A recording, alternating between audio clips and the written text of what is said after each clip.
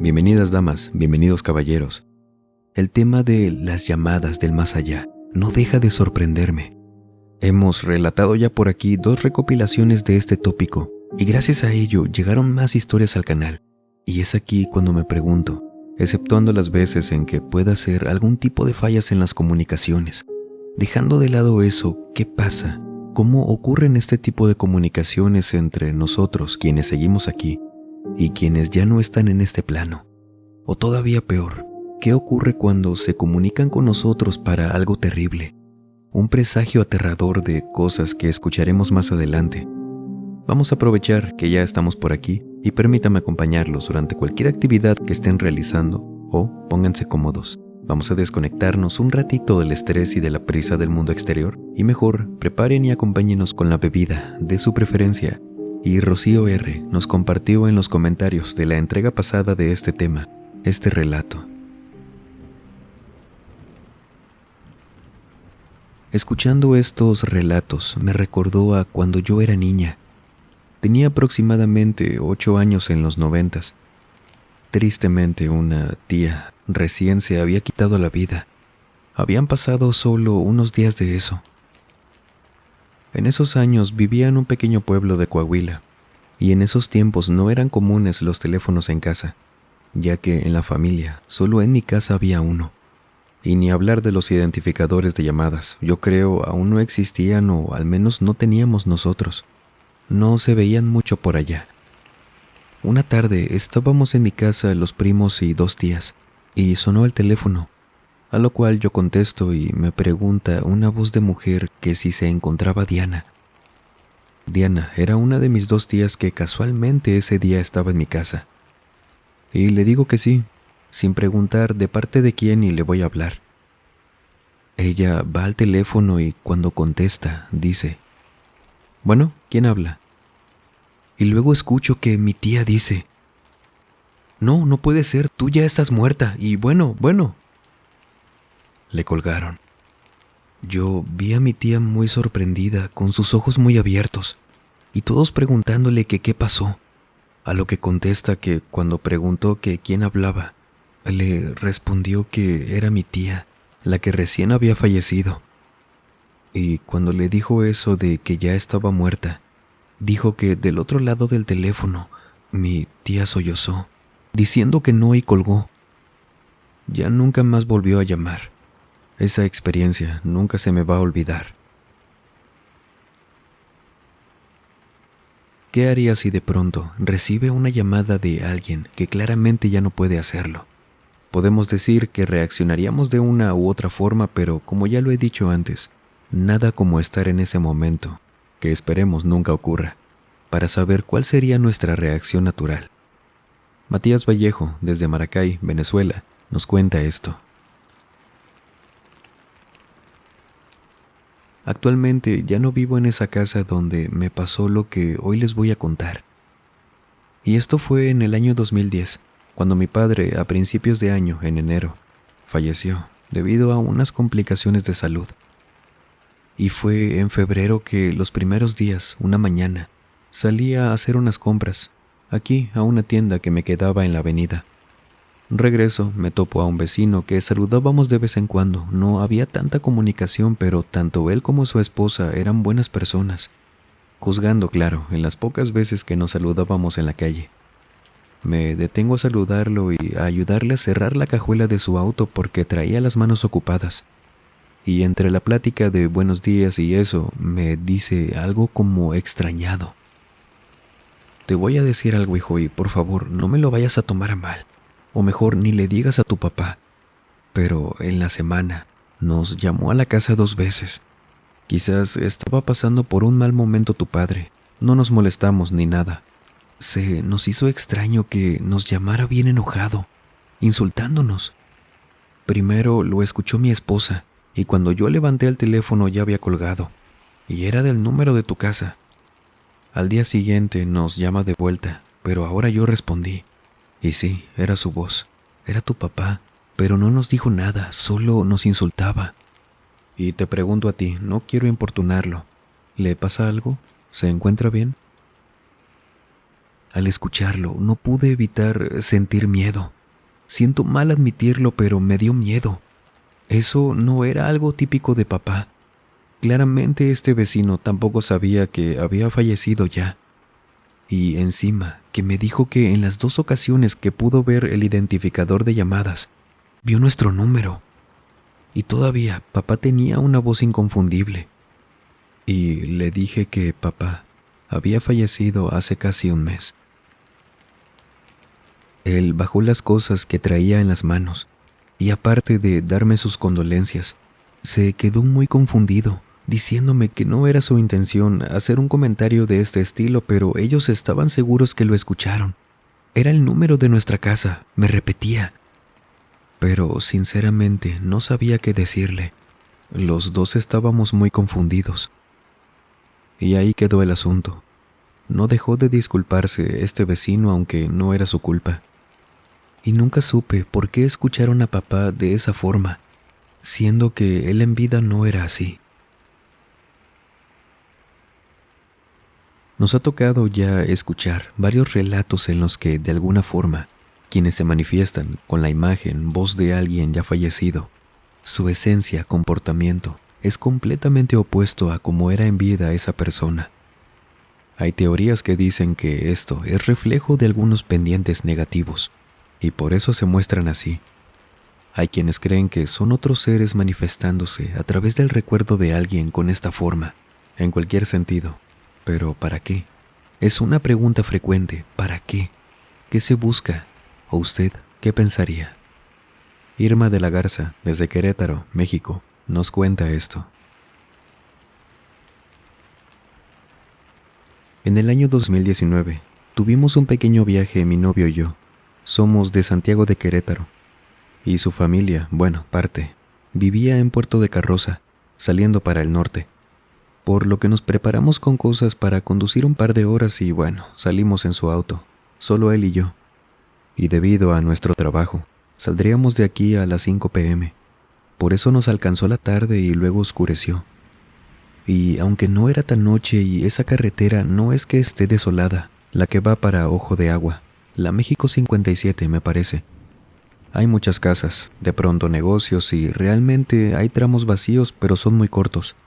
Y justo habíamos pasado una gasolinera, más adelante de Jofrito, cuando le llaman a mi novio por teléfono. Como él tenía conectado su celular al auto, íbamos escuchando música y por ello responde a la llamada. Vimos en la pantalla del auto que era un número desconocido. Aún así respondió. Quizás era alguien de su familia que nos estaba esperando y necesitaba alguna cosa. Responde y al instante que él dice, bueno, ahí la voz de una mujer que sonaba joven, solo le dice, los acabo de ver pasar, ayúdenme, volteen.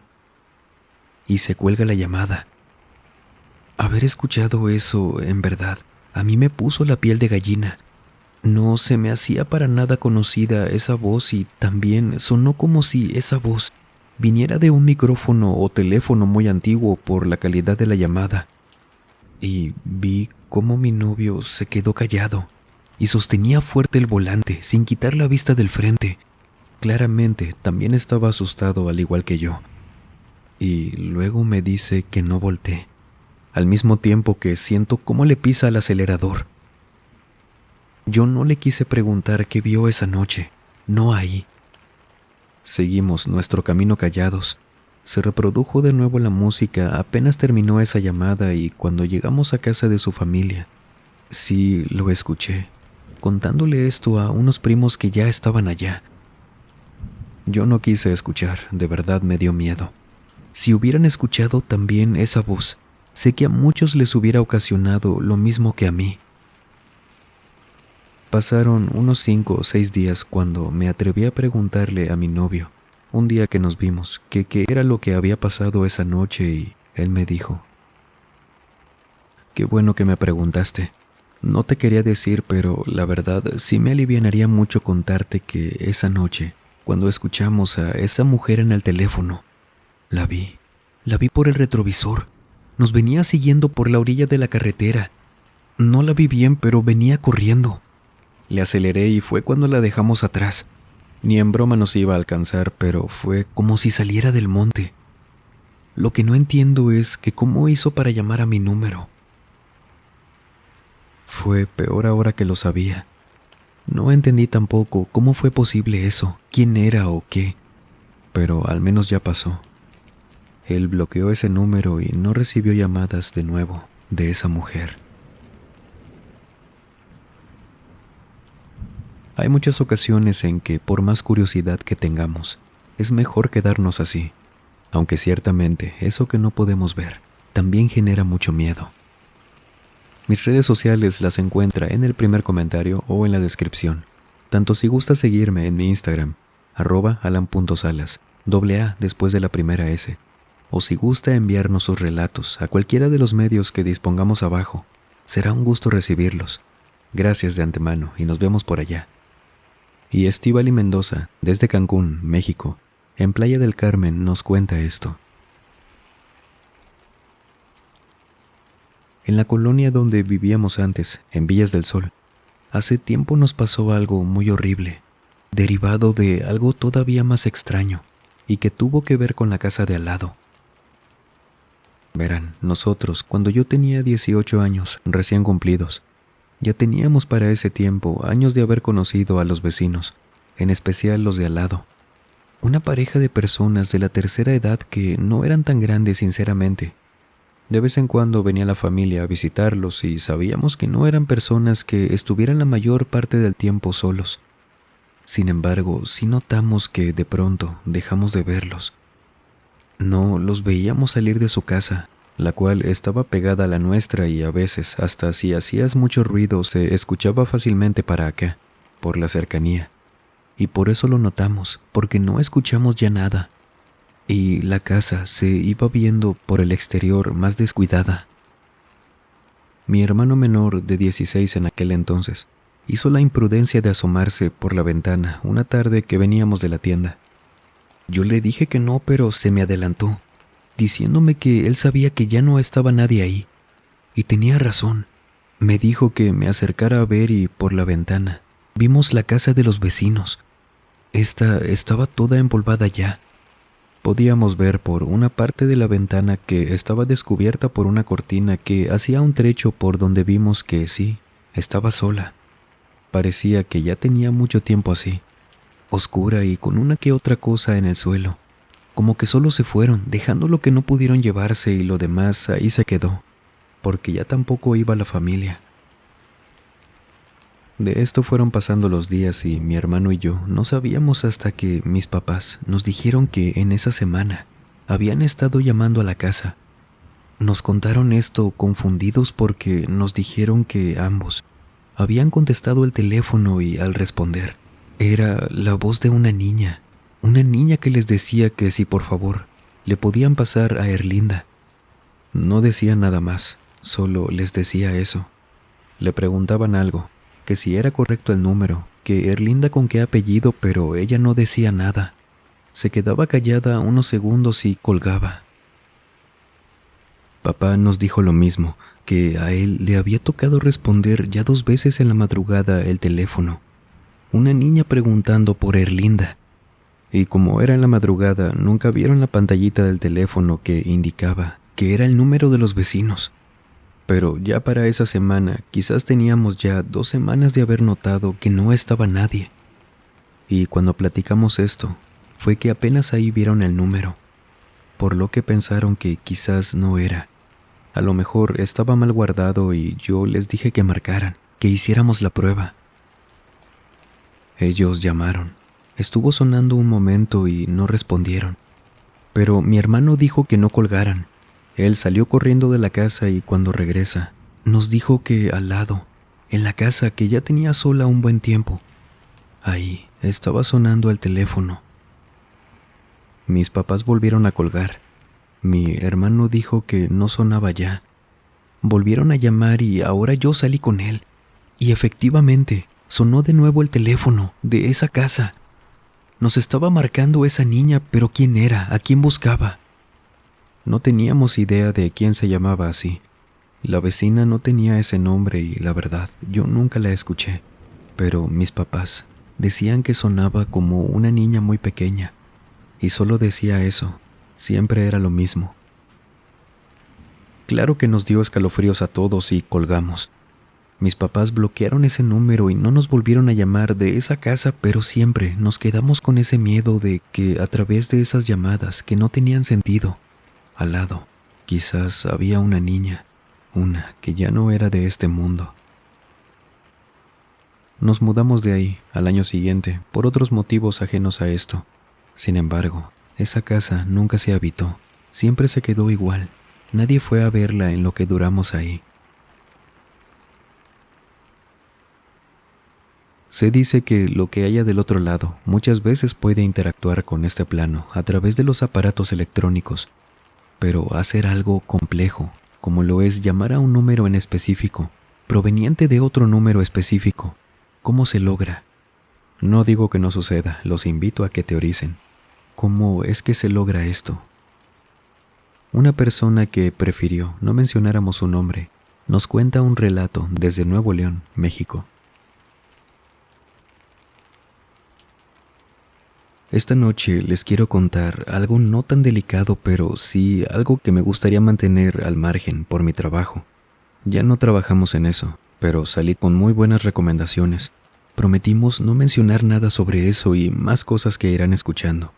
Y entendiendo por qué pasó lo que pasó, que créanme, a todos en esa cabina nos dejó muy impactados. Por aquellos años, después de graduarme de mi carrera en comunicaciones, fue antes del 2000. No voy a decir exactamente cuándo porque de por sí sé que fácilmente van a ubicar esto quienes sean de por acá. A mí me tocaba ayudar en lo que se pudiera en diferentes programas de esta cadena de radio, una local de este municipio, al sur de Nuevo León. De una cadena de radio que solo cambió su nombre, pero siguen siendo los mismos dueños y algunos programas aún existen. Generalmente ayudaba entrando al quite si alguien faltaba en cuanto a trabajar detrás de cabina, aunque siempre trabajaba con los mismos compañeros, siendo uno de los más habituales un programa que, como ustedes suelen hacer, recibía llamadas del público contando sus historias de terror, mientras que el conductor escuchaba, comentaba y compartía una que otra historia de terror que él se sabía. En una noche común de ese programa, recibimos la llamada de una mujer que decía ser bruja y trabajar con prácticas oscuras. Sin embargo, algo había en su manera de comunicarse que nos hacía pensar que no era del todo cierto, es decir, se contradecía mucho. No respondía bien las preguntas que le hacía el locutor de aquel entonces, que en ocasiones sí llegaba a ser algo pesado, vaya, no tan amable. Y muchas de las cosas que compartía esta mujer se escuchaban inventadas, a decir verdad, ya que normalmente uno ha escuchado ciertas cuestiones acerca de eso, pero lo que ella decía no tenía sentido. Aún así, el locutor no le hizo ningún comentario despectivo, que honestamente no era necesario, pues ella misma se evidenciaba sola con estos comentarios, hasta que finalmente terminó la llamada. Tras unos minutos al aire, nos fuimos a un pequeño espacio publicitario en lo que entraba la siguiente llamada. La noche transcurrió normal después de eso, que hasta cierto punto es habitual, ya que en mi experiencia me di cuenta de que toda clase de personas puede marcar a la radio y a menos que diga algo ofensivo no se le corta abruptamente. Estábamos acostumbrados a lidiar con esa gente. Pero en la siguiente llamada, nos contactó alguien con un tono muy serio en su voz. Era una voz profunda, me acuerdo perfectamente. Una voz que parecía ser la de un hombre mayor. Aunque jamás nos dijo su nombre, nos pidió que lo llamáramos Jacinto. En un principio se portó cortés y amable con el conductor y la producción, ya que nos saludó a cada uno por nuestros nombres una vez que volvimos al aire. Nos tomó desprevenidos, aunque tampoco era imposible que supieran cómo nos llamábamos. Menos si escuchaba seguido el programa, porque el locutor decía nuestros nombres para cualquier cosa. Bromeaba con nosotros y eso. Después dijo que a diferencia de la última persona, él sí se dedicaba a las artes prohibidas. Él usó esas palabras, y que tenía años haciéndolo. Sin embargo, el conductor comenzó a hacerle preguntas para ponerlo a prueba, ya que habíamos tenido suficiente con la mujer de la llamada pasada. a lo que el hombre dio una explicación larga y tendida de sus conocimientos y de lo que hacía, diciendo que también era de los municipios cercanos al nuestro, al sur de Nuevo León. No sé si por el cansancio del día o porque el locutor demeritó sus comentarios, diciendo que sonaba que podía estar mintiendo, burlándose también de quien llamó antes. Esto hizo que se molestara el señor Jacinto, pues dijo que se había comunicado justamente para desmentir todo lo que había dicho esa mujer. Nosotros sabíamos que solo quería molestarlo para tener a la gente escuchando enganchada, algo común en él, y claramente no era lo más ético. Y de la nada, este hombre describió cómo estaba vestido el conductor. Después dijo cómo estábamos vestidos cada uno de nosotros de la producción, lo que nos hizo mantenernos alerta, pues no había forma de que alguien del exterior nos estuviera viendo, y cada uno de mis compañeros estaba en su puesto. Inmediatamente fue refutado, diciendo que se podía tratar de un compañero de la estación o incluso alguien contratado. Así que el locutor le pidió más pruebas para que pudiera comprobar que sabía esto debido a sus conocimientos por lo que practicaba, y ese tal Jacinto comenzó a dar detalles al aire acerca de la vida personal del locutor, aspectos de su casa como que tenía tanto tiempo apenas viviendo en su nuevo hogar, cosa que sí fue cierto, de un proceso de compra de un auto en el que andaba por esos días, y le mencionó el modelo y el año. Y luego también comenzó a decir cosas sobre nosotros, los de la producción, sobre un compañero que recién había comenzado una dieta porque tenía una boda cercana, y mencionó el nombre de los novios. Me acuerdo perfectamente de ellos incluso. De mí, me acuerdo que mencionó que un familiar apenas se estaba recuperando de una enfermedad que lo tuvo en el hospital, y me dijo el nombre de ese familiar. Y era cierto. Cosas no tan profundas, pero no tenía cómo saber esto la gente. Eran ciertas, entre más que, para no alargar mi relato, nos mencionó esa noche. Obviamente esto nos empezó a incomodar, porque eso ya estaba superando los límites de lo que permitíamos. Y es que estaba revelando mucha información, decía nombres, apellidos y todo eso, pero nada que quizás no hayamos compartido con alguien de ahí, del trabajo, lo que nos llevó a pensar que se trataba del jefe, quien rara vez interactuaba con el programa, aunque siempre estaba alerta. Así que el conductor mencionó su nombre, pensando que él estaba detrás de esa llamada. Pero no, Jacinto dijo que no era él.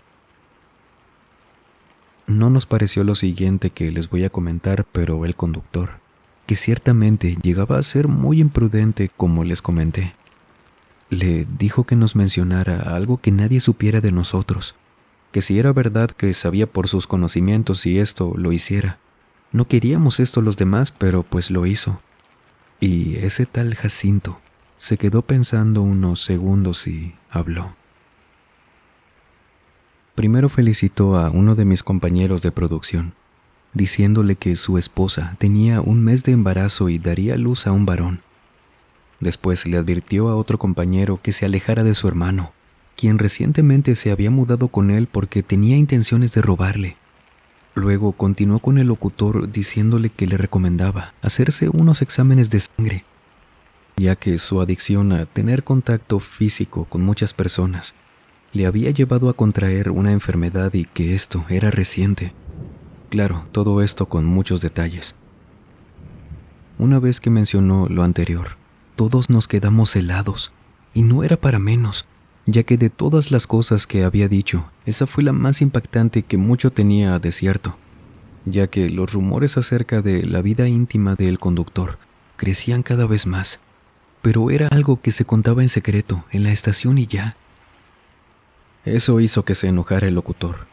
Fue impresionante el cómo nos tenía a todos esa noche en la cabina y detrás de ella escuchando esta llamada.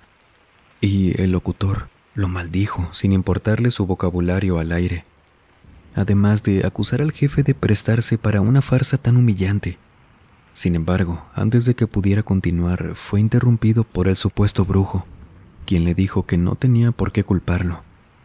Y agregó que no debía ser tan duro con él porque de todos los que trabajábamos ahí, a él era a quien le iba a ir peor. Y después, Dijo que el segundo hijo del jefe fallecería en las próximas semanas a causa de un accidente, confirmándonos con esto que no era cómplice de nadie.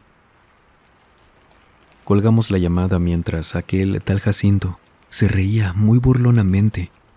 El ambiente estaba sumamente tenso y, aunque no queríamos, debíamos continuar.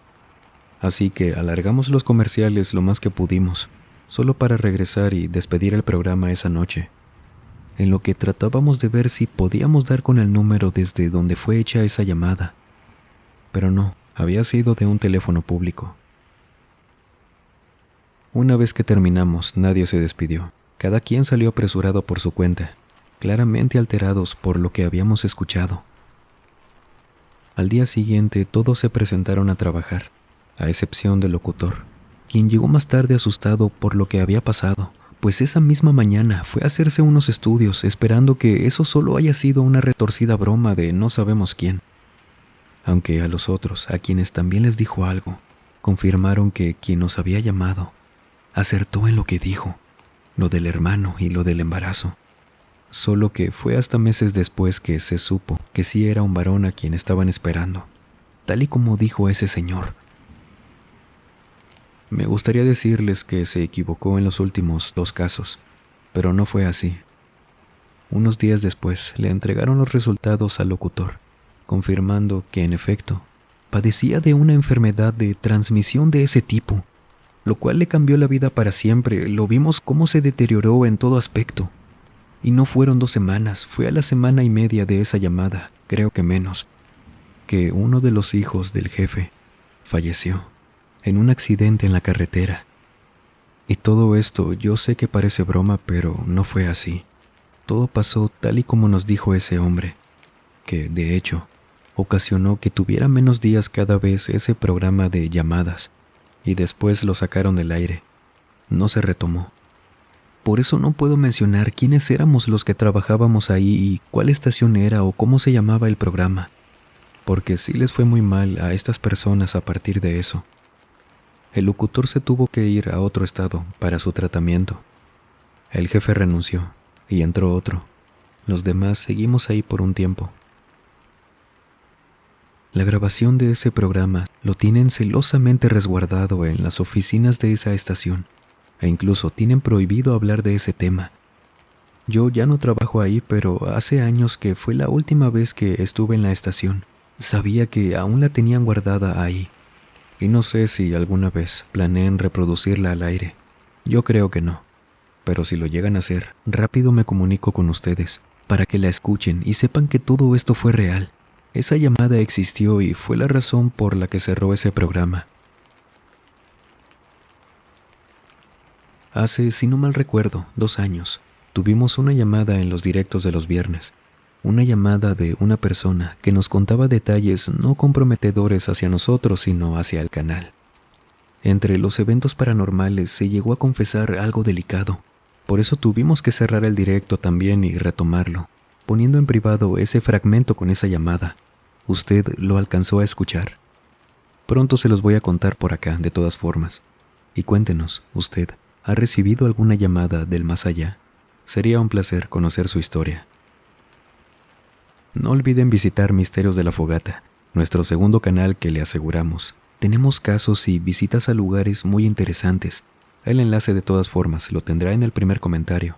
Y las redes sociales de este canal. Síganos por allá, que le ofrecemos contenido también por esos medios. O si usted tiene algún relato para contarnos, por favor, escríbanos a través de cualquier medio que le facilitamos en la descripción o en el comentario fijado. Siempre es un gusto. Y sin más por agregar, les mando un muy fuerte abrazo. Nos vemos en el próximo video. Y el último en salir, por favor, apague las luces y cierre las puertas del mausoleo. Buenas noches.